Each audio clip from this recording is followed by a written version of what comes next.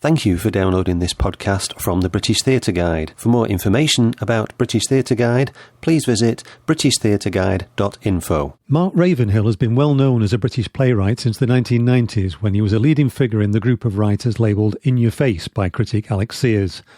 He has since been an associate artist of the National Theatre and writer-in-residence for the Royal Shakespeare Company, and his work has been performed around the world.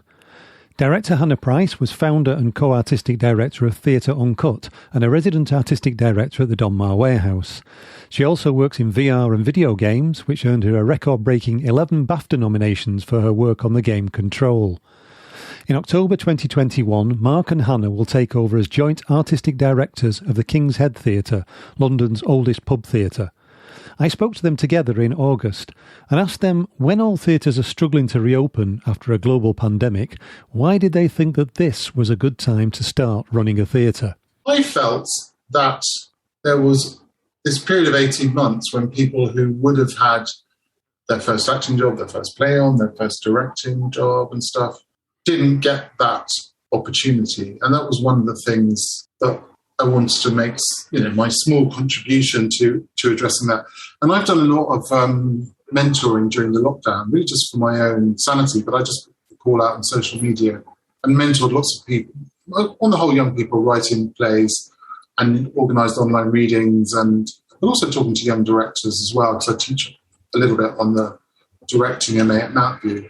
So in the first place, it was I just wanted to continue and amplify that work that I've done online during the pandemic, really, which is about sort of mentoring and developing and advocating for the new generation who are in danger of becoming the lost generation. So it won't be exclusively what we do at the King's Head, but I think, for many people, maybe more than a lot of other theatres, the King's Head will be one of the first places that they work. So I felt that I wanted to make that contribution to the sort of rebooting of the theatre industry.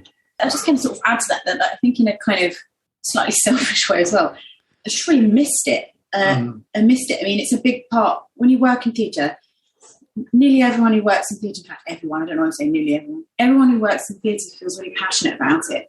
It's something that they love. They love the feeling of creating something, being together, of what the theatre is and how it feels, and really miss that. So when this opportunity came up, that felt like as good a reason as all the others to just want to come back and want to do something. And I think also because prior to this, I've always been a freelancer. Watching so many people I know be absolutely devastated by what happened, and so many people leave, and they're kind of to the detriment of the industry as a whole. It feels like coming and trying to take over this space and trying to bring forward all the work that's been happening so far, and taking that all forward means that me and Mark, it's really important to us to try to create opportunities to try to bring those people back, to try to retain people who might be finding that difficult, to try to work out how we can sort of try to, if not undo some of the damage, prevent any further damage to the industry if we can, even in a small way, because it's what happened to so many people over this last 2 years has been financially, emotionally, devastating. So that feels important as well. Yeah, because we have lost a lot of people probably from the industry, and possibly permanently. And various people I've spoken to over the past 12 months. I mean, one said that a colleague had said he was going to come back and contribute, but he trained as a nurse. So, now he's a nurse. And a stand-up comic that I know, he's the happiest person you could ever meet, but he's been quite frank about mental health issues that he's had because, he makes his living by standing in a room and talking to people. So you must have seen a lot of that in the theatre. Yeah, definitely. I mean, on a personal front, some of my closest collaborators and friends, at least 5 or 6, have permanently left the industry, especially people who are younger and newer, because there just hasn't been the opportunity, there hasn't been the ways to kind of get the work or establish themselves. So many plays and people who were going to do something amazing in 2020 has had to stop. And there's many brilliant theatres trying to kind of bring those plays back and make sure that those people aren't lost. And I think we want to also try to help with that. Yeah, I think it's really sad and worrying to see that talent be lost. And if we can sort of try to bring any of that back or create opportunity, then even in a small way, then that's really worth doing. Yeah.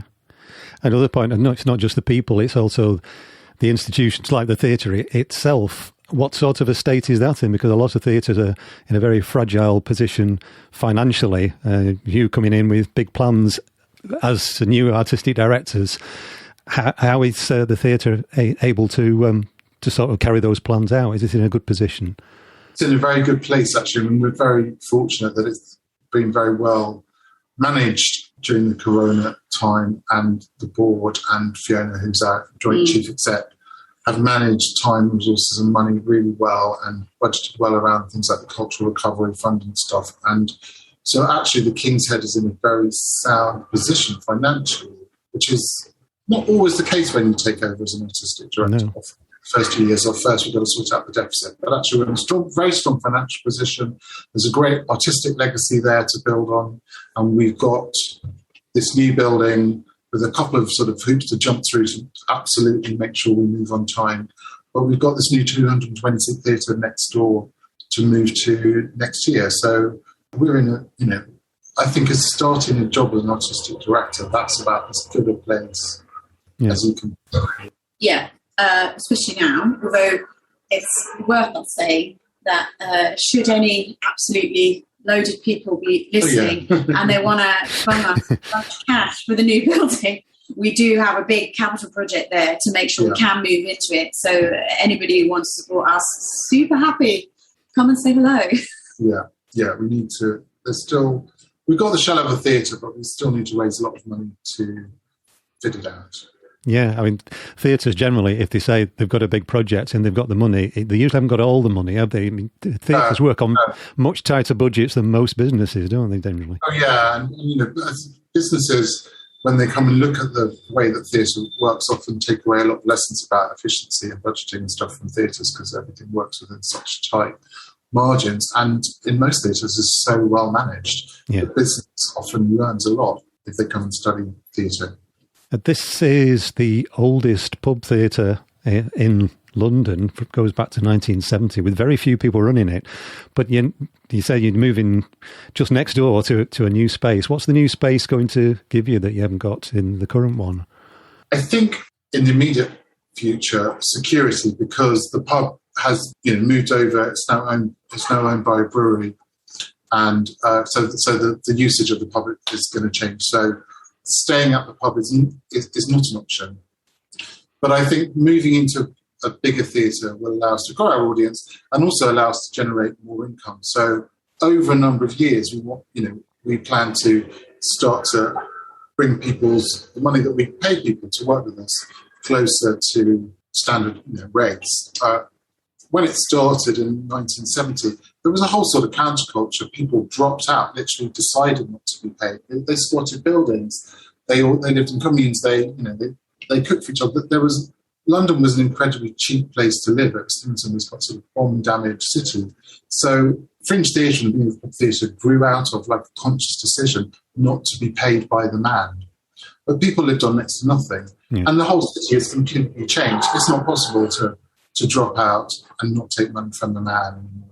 So we're still trying to create a different type of culture where we can pay people but hold on to the freshness of thinking and the newness of the talent that you've got in that sort of counterculture movement.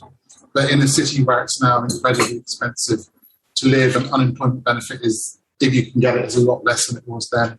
There ain't no squats to live in. There isn't any decent unemployment benefit. So asking people to work for no money is a totally different proposition than it was 50 years ago. So we just, one of the things about having 220 seats, if we do it well, we can just start to generate more income from the box office and start to use that to year by year, bring up rates of pay. I think as well, it gives us that opportunity to take those unheard voices and give them literally a bigger stage. And it sounds very obvious, but just to actually give all these voices we want to encourage into that space, like to amplify them even more than we can in a smaller space. And as we want to also think about how we're working digitally and how we're expanding our reach in innovative ways as well. So we want to use that space as well to leverage that type of work so that we can really try to give as much kind of focus as we can to new and diverse and voices, and be sort of inclusive and then as expansive as we possibly can. You mentioned digital there. That's more your area, isn't it, Hannah? The digital realm, which has suddenly become massive over the pandemic. Digital theatre has become something that theatre's adopted to survive, and now looks like it's really here to stay. I mean, you've even moved into the area of video games. I mean, I haven't played video games since the 1980s, I don't think. So the idea of winning BAFTAs for video games seems strange to me. But what are you bringing in the digital realm that's going to be permanent? How is that going to be developed? Well, I mean, I personally think technology is incredibly exciting, and I always have. I'm a little bit geeky like that. I like to see what is new, what's innovative, and what's exciting. And I think what the pandemic's done is even to popularise that term digital theatre, for us to sort of have understood that as an art form that's both an addition to and a new thing in terms of what theatre is really brilliant. There's so many brilliant bits of work that exist online that have come out of companies you just wouldn't expect, and big companies and smaller companies are all exploring how they can work in new ways and to look at what technology can do for them and how they can use it both to create work itself and then also to expand and supplement the work that they're already making. So I think that's really exciting, and all of that is definitely part of what we want to explore. I also want us to think about, when we have companies come in and when we are making our own work, how we can think about what technologies can help us within the creation of it. I mean, and lots of companies are working with things like binaural sounds or ambisonics or sort of technology that is that like immersive and has that kind of digital kind of element. And how do we help companies that maybe haven't done that or don't have the budget for it, or maybe haven't thought that they do have the budget for it? Because there are some of those technologies that are not expensive, that we can then work out how they can bring that right into the heart of everything they're creating. Because technology is going to keep moving forward, and it's going to keep innovating. So that's what we should be doing too. We should be working out how we can be using that technology to make everything we're doing even more exciting, immersive, and just with more reach every time we do something. Yeah, it is becoming more accessible. I mean, 18 months ago, most people hadn't heard of Zoom, and now we're talking over Zoom. These sorts of things, they're bound to come down in cost, and the technology is advancing. It's becoming more accessible to more people to be able to watch it as well as to be able to create it, isn't it? Yeah, and more collaborative. So if you work in games industry or immersive or any of those kind of ways, you'd be very used to working with a company in, I don't know, LA or something, and leaving your Zoom open or Google Hangout, whatever it is, and just kind of like collaborating through the day. It's quite something that I've worked like that before, and a lot of people work like that before, but sort of going to companies, look, you want this element, how do we collaborate with somebody from somewhere the other side of the country or the world, and how do we bring those things together, and how do we open up those opportunities? How do we think of it as a way to expand what you're doing, to give it more of anything you want to do? How do we use technology to expand that? I think is the aim.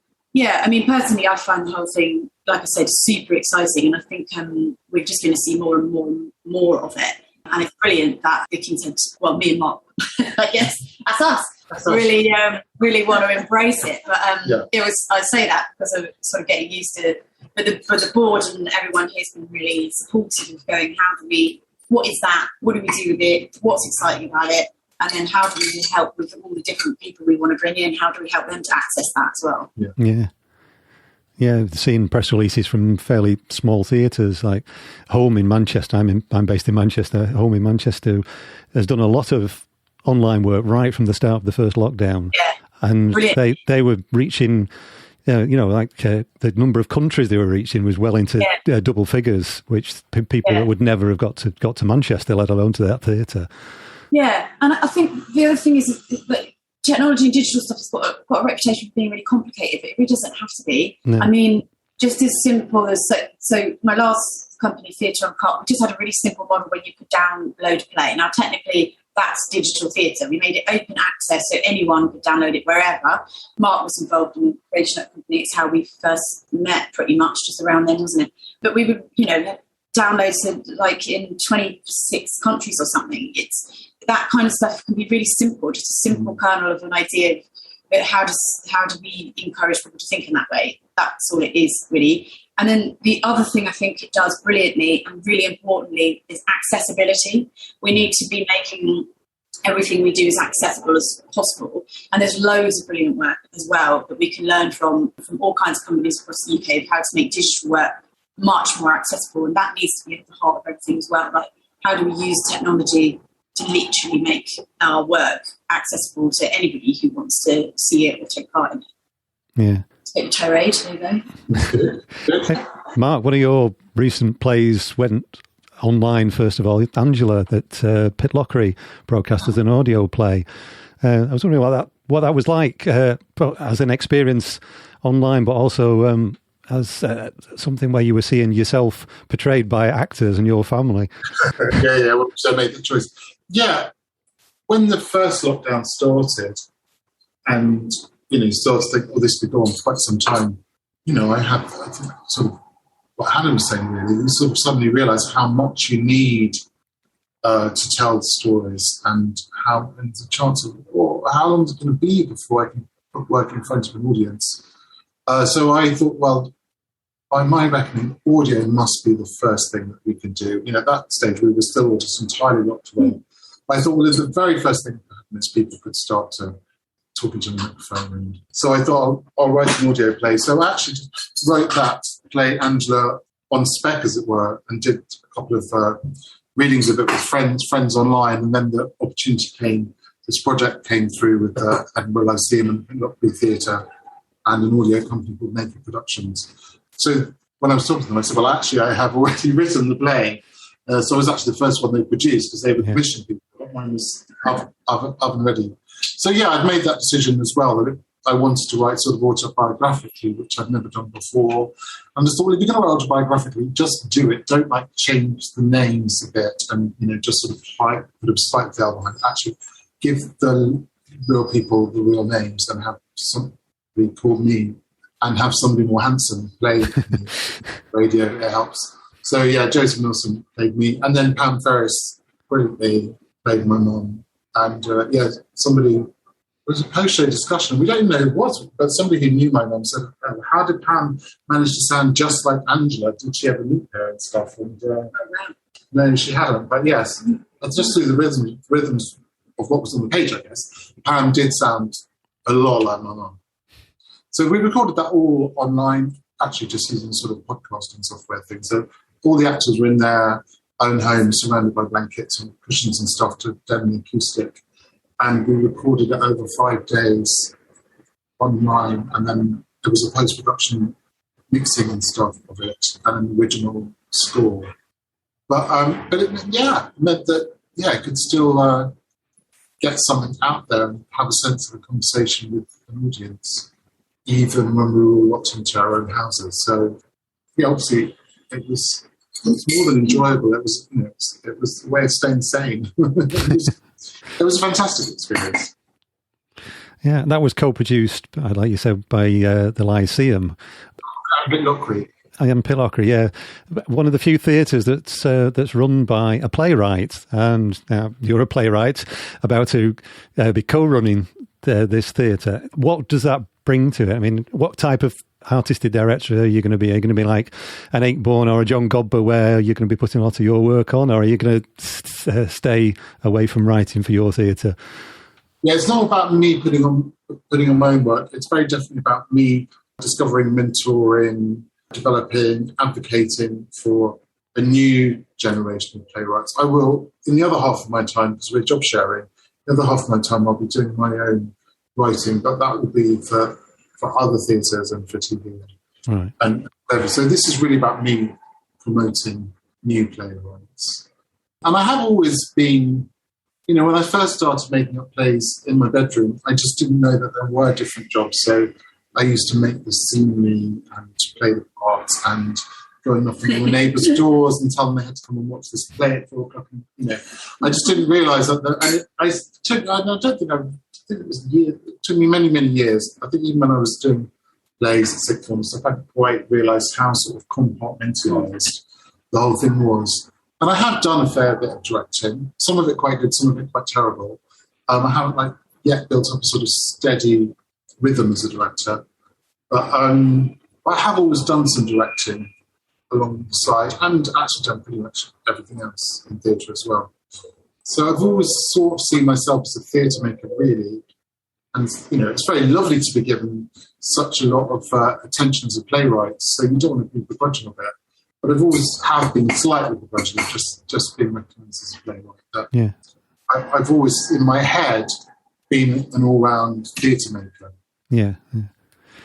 It's the playwriting that gets published. I think I've got one just behind me. Plays get published, and it's probably the thing I've been best at. Yeah. I'd say I'm more advanced in my playwriting than I am in my directing. But I would like to do a bit of directing here and develop my directing. But I think I've always And I was playwright in residence at the Royal Shakespeare Company, sort of around about the Olympics time. So what was that, 2012, 2013? I was a couple of years there. And playwright in residence can mean more or less anything. But I asked for it to actually be an active residency and to move around the different departments of the RSC and shadow people and ask people about their work. So, I would spend time in development and education and all sorts of departments. One whole day of health and safety meetings, and I decided to pull back on that side of things. But I did sit in a day-long interdepartmental health and safety for the RSC meeting. So, I'd always have that, but particularly that time, I really did manage to get a chance to sort of visit pretty much every department of the RSC. And then when they come to put on your play, you actually know everybody. You know the front of house manager. You know the box office manager. You can talk to them about your play, and they have a sort of engagement with your play when it goes on that is very different. So, and I've always tried to do that actually when I've been in a building. It's like talk to everybody about your play, that you're not just part of the machine, actually. So I've always been interested in any job in theatre. Yes, well, that sounds like perfect preparation for running a theatre. Yeah. I noticed there's a statement in your joint statement. There's a sentence that I picked out, which I thought is a great one to describe what's the work you're doing. You want to produce work that is joyful, irreverent, colourful and queer, and which allows us all to imagine a better future. That sounds very positive. I think we definitely are feeling that the world needs some positivity. Yes. Right now. And I think, if somebody asks us, what is theatre for, didn't they? And we were sort of discussing that. And I think right now, everybody just wants to get back and be together, don't they? And come together and feel something and have an event. I think in a lot of the work that you see out there, people are feeling like they want to have like an experience, like a memory, like a coming together and a big event that makes them feel like they've done something brilliant and they've had a brilliant time. And that doesn't necessarily mean the work won't be serious or whatever, but it just feels like there needs to be that pull. And I think that's part of it, what we want to do. We want it to feel like you go there and you just, something you're going to remember and you're going to feel that you've really experienced something. Yeah, and I think in the last couple of decades, a lot of the theatre has become there's quite a lot of sort of design and despair that's sort of dominated. And I think theatre's become quite wary of things that make you laugh, and things that make you celebrate, and things that make you sing. I guess there's sort of form of sometimes quite manufactured sort of pleasure in the West End, but sort of genuine sort of joy, I think, is one of the colours of the palette that maybe hasn't been explored so much. Over the last few weeks, I've been reading quite a lot of Dario Fo and the plays, but also his own writings. Not because I necessarily think that's exactly what we want to do, but just thinking more about radical comedy and joy and laughter and clowning, and I don't know quite how that's going to feed into what we do, but that's just sort of where my head has been at the moment. Is thinking about Dario Fo and also just reading about New York theatre figure Charles Ludlam in his book Ridiculous Theatre, which was a big sort of queer comedy, fabulous sort of downtown theatre in New York in the 70s and 80s. Just getting a sniff and a smell and sort of trying to find inspiration. So I don't quite know where it's going to head, but I hope it's going to head in the way of stuff that heads away from despair, which is a completely legitimate thing to do. We may occasionally dip into despair, but I think there are other theatres that are quite heavy on despair. And I'd like to be quite heavy on solidarity, pride, joy, laughter, and sometimes just silliness. That sounds like a good philosophy to me. Yeah, and boldness and innovation within that, because I think those kind of forms allow for that. Like, and I think we're coming into a space with a brilliant history, with a history that people understand of work that has a brightness and a boldness and an irreverence. And I think that is the starting point of this, that we want to take that and take it with us, take it forward and expand it. And I think that's a lot of where this vision has come from, sort of looking at the brilliant history of this place and this theatre and this building, what it means, and then trying to translate that into moving into a new space and taking that ethos and taking that underlying joy and love and bubbling it through into a new building is the kind of where that all this kind of push has come from. Where is the balance when you're coming in to a theatre like that? Where's the balance between you bringing in your own ideas and looking back to that legacy? It's really going to vary from theatre to theatre, but I think that was one of the attractive things about both applying for this job and getting this job, is that it was in a good place, and that actually, sometimes the theatre's crashed and burned, the artistic policy has been a disaster, we stayed away, the finances are shot, blah blah blah. Sometimes you do have, do that and sort of do a raised earth and sort of start again. But the great thing about this was that there was everything to build on, and so many different strands of the work, the opera work, the musical theatre work, the comedy work, the career work, the new writing work. There's a whole bubble of stuff there that is all great and that can all be made better and amplified and carried through into the new building. So in that way, it's a real, it's a gift, really, to save somewhere or scrub up and cancel something because it wasn't working. There's a brilliant team here. Like, we've been lucky enough to learn that just from coming in, for our interviews and everything. And as we've been sort of understanding what is here over the past few weeks since we've known we've got the job.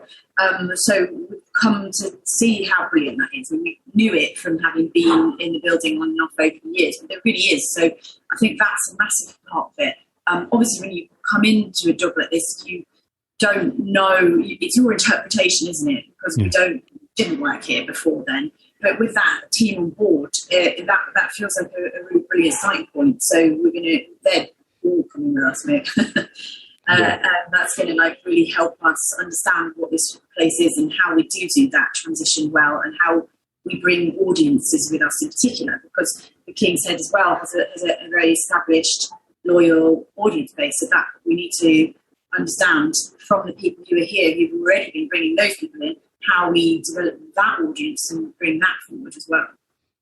Yeah, I noticed you're amongst some of the other things that you're doing there is a summer queer school, which I suppose is part of the mentoring idea that you were talking about. Just imagine what the government that created Section 28 would think of even the title of that. But what's that going to involve?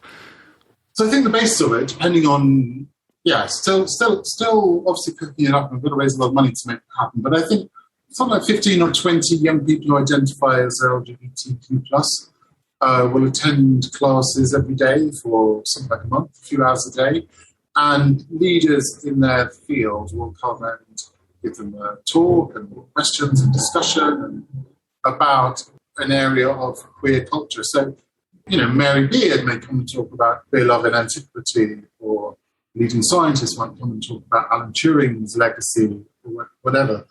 And it will happen on stage in a set of the classroom. The school bells will be rung, there'll be welcome address from a celebrity Nick Monster, and a graduation ceremony with a celebrity chair of the Board of Governors. So there's a sort of playful element to it as well, but there will actually be real lessons delivered. An audience can book tickets to watch it in the theatre during the day. There can also be big digital involvement, and we can make that available around the world and make the teaching resources available and hopefully impact on real schools. But I just felt that there still is a real need for young queer people to identify history, but also, a geography, a biology, pretty much any subject that you can think of as certainly mental well-being, citizenship, music. I think there's a whole landscape of queer culture that rates of suicide, depression, homelessness are still way, way higher for queer young people. After all the advances that we've made, you think, well, can we relax? And then you look at the figures for queer teenagers, and they're so different from straight teenagers. So creating that sense of an identity, a culture, and history, everything else, I think is really, really important. Yeah, like you said, it's the anti-Section 28. We want to create something where we can explore all of those things that we weren't allowed to understand or know or think about. I think that's really important. There's still an enormous amount of desperately awful things happen around the world to the LGBTQ plus community, both in the UK and all over the place. You know that there's awful human rights abuses that happen, and if we can in any way had a bit of through a fun lens, but it is a serious thing, isn't it? We need to undo some of the kind of normalising of thinking that for people in the LGBT community, we can undo some of that damage that Section 28's done. That's brilliant. That's a possible thing. Yeah. I think it's really important for young people to see themselves. It always has been. Isn't it? Yeah. So you take over in October officially, don't you? What's the preparation that you're doing at the moment to launch yourselves into the job? Well, so trying to wind up quite a lot of the other work that I'm doing. That will continue on, but I'm trying to sign off on one big theatre project which I've just did on TV. So some of it is clearing the desk a bit. But as I say, I'm thinking, reading around. It's lovely, actually. I found it really focusing for my mind. There's that space there. What's going to happen in it? So I'm, just everything I read, I'm sort of thinking, oh, could that be adapted? Or is that going to so at the moment, it's just sort of thinking time. And then once actually officially beginning the 1st of October, start meeting people, start having discussions with people, and planning our first season, which will actually begin sort of Easter 22. So we've got sort of whatever that is, 6 months to start to put together work.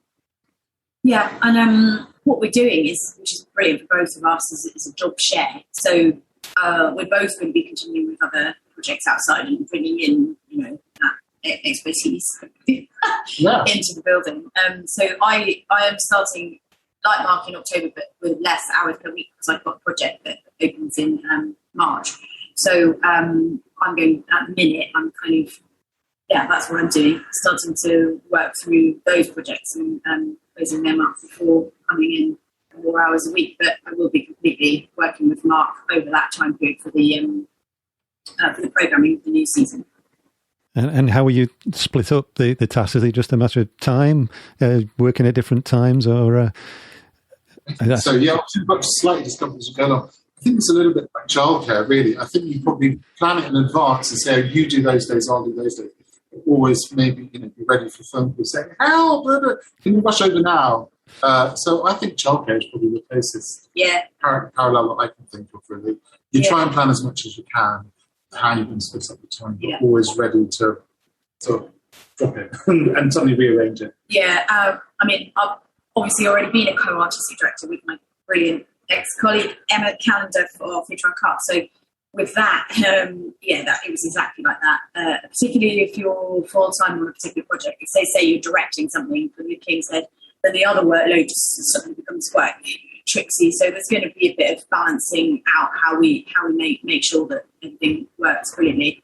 And having seen other directors do that, like when I was resident assistant director of the Donmar all those years ago, seeing Josie balance brilliantly running the building with what she was doing in the rehearsal room. I think it has to be a big team effort. It's one of those things. So we'll have to work that out when we know what the programming is and when we know when we're needed and as things come in, really. Yeah. But the good thing is, luckily we get on really well. So even if it's like technically we're doing half a time each week or whatever, we chat a lot. We like to, have a quick Negroni and talk through ideas and understand what we're planning up. So I don't think in the run up from now till October, I think there's going to be a lot of that. We're both very excited about what getting involved. So I think there's going to be a lot of. We've had a sort of ongoing conversation now for like a decade. So this is building on that. Mark Ravenhill and Hannah Price will take over together as artistic directors and also as joint CEO with Executive Director Fiona English of the King's Head Theatre in London on the 1st of October 2021.